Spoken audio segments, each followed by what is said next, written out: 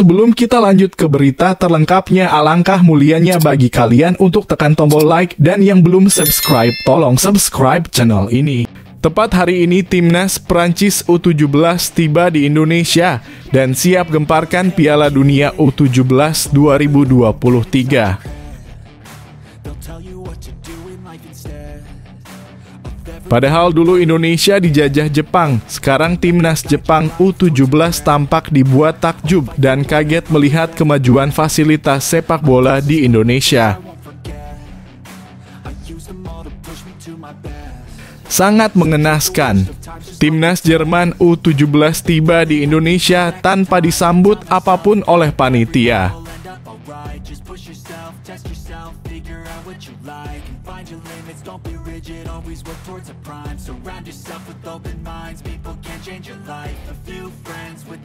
Tepat hari ini Timnas Prancis U17 tiba di Indonesia dan siap gemparkan Piala Dunia U17 2023. Begini penjelasan selengkapnya.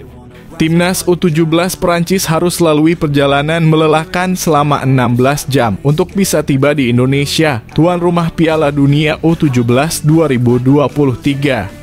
Skuad besutan Gianluigi Vannucci itu berangkat pada Minggu (5 November 2023) malam waktu setempat. Mengutip dari laporan laman resmi PSSI-nya Prancis, F3, skuad Timnas U17 Prancis dikumpulkan di Roissy yang berada di timur Laut Paris pada Minggu malam waktu setempat dan terbang menuju Jakarta. Menurut pihak F3, skuad U17 Prancis dibagi menjadi 2 kloter penerbangan. Mereka terbagi menjadi 2 penerbangan. Penerbangan pertama melalui Singapura, sedangkan kloter kedua via Dubai. Tim akan dibagi 2 kelompok penerbangan, pertama lewat Singapura, kedua melalui Dubai. Perjalanan lebih dari 16 jam untuk bertanding di kompetisi ambisius, tulis pernyataan resmi F3. Dari 21 pemain yang akan diterbangkan ke Indonesia untuk mengikuti Piala Dunia U17 2023, 1 pemain harus ditinggal. Pemain Prancis yang harus ditinggal ialah Yoram Zagoe. Pemain PSG itu akan menyusul terbang ke Indonesia setelah pada tengah pekan ini akan bermain di UEFA Youth League. Kami mengumpulkan para pemain sebelum makan siang, kecuali Yoram Zagoe yang akan menyusul karena ada pertandingan bersama PSG. Kami harus menjalani hari pertama yang serba cepat dari mulai tes medis, masalah administrasi, hingga peralatan, ungkap Gianluigi Vannucci. Menurut Gianluigi Vannucci, tidak ada persiapan khusus yang dilakukan oleh para pemainnya sebelum terbang ke Indonesia.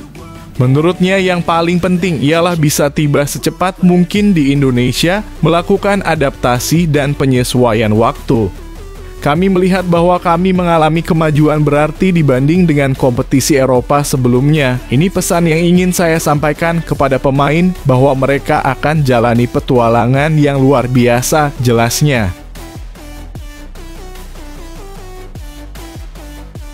Padahal dulu Indonesia dijajah Jepang, sekarang Timnas Jepang U17 tampak dibuat takjub dan kaget melihat kemajuan fasilitas sepak bola di Indonesia.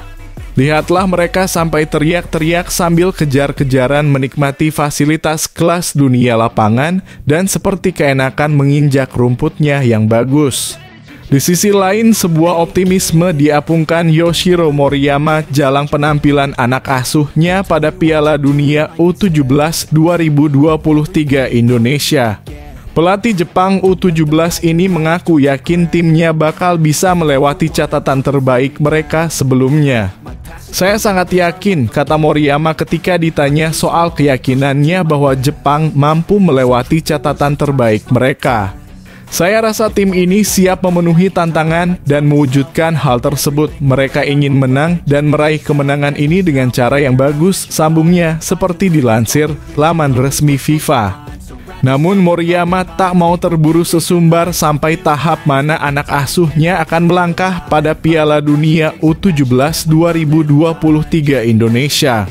Pelatih 55 tahun ini meminta para pemainnya untuk fokus memenangi tiap laga yang mereka lakoni. Bagi saya akan lebih baik jika kami sangat fokus dalam tiap pertandingan dan berupaya sebaik mungkin untuk menang, tuturnya. Jepang sendiri tergabung di grup D Piala Dunia U17 2023 Indonesia. Pada ajang ini mereka tergabung dengan Argentina, Polandia, dan Senegal. Catatan terbaik Jepang pada Piala Dunia U17 adalah sampai ke babak perempat final. Mereka 2 kali sampai ke babak ini, yaitu pada 1993 dan 2011.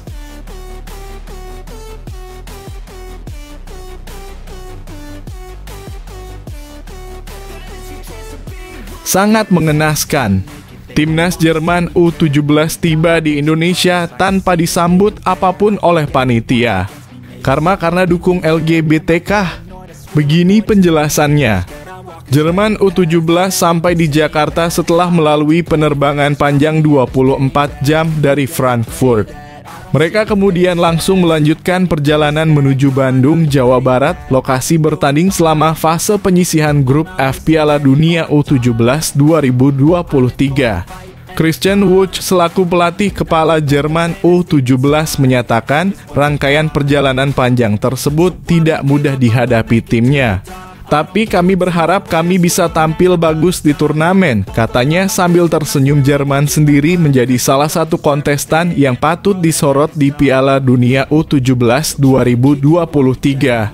Selain karena negara Eropa itu terkenal akan sepak bolanya, Ernst Zegen datang ke Indonesia dengan status rajanya Eropa tahun ini.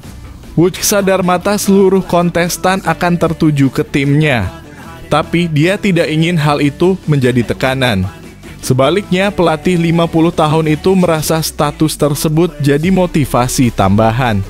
Kami telah menunggu 14 tahun untuk gelar juara Eropa. Sekarang tim Jerman sedang bersiap untuk Piala Dunia. Saya berharap bisa menjuarainya, ucapnya.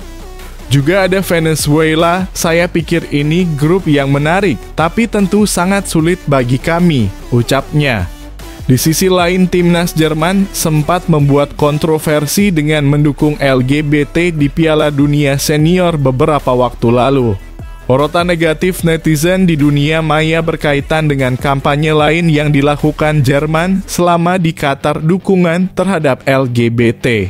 Jerman datang ke Qatar mendorong agenda lain daripada bermain sepak bola.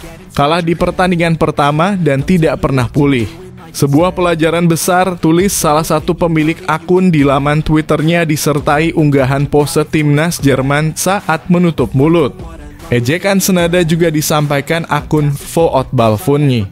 Jerman diingatkan untuk menjadi tamu yang baik mengingat aksi banyak protes mereka soal aturan tuan rumah Qatar yang dikenal sebagai negara Muslim. Jerman seharusnya berkonsentrasi pada sepak bola daripada menolak menghormati hukum negara dalam kurung Qatar.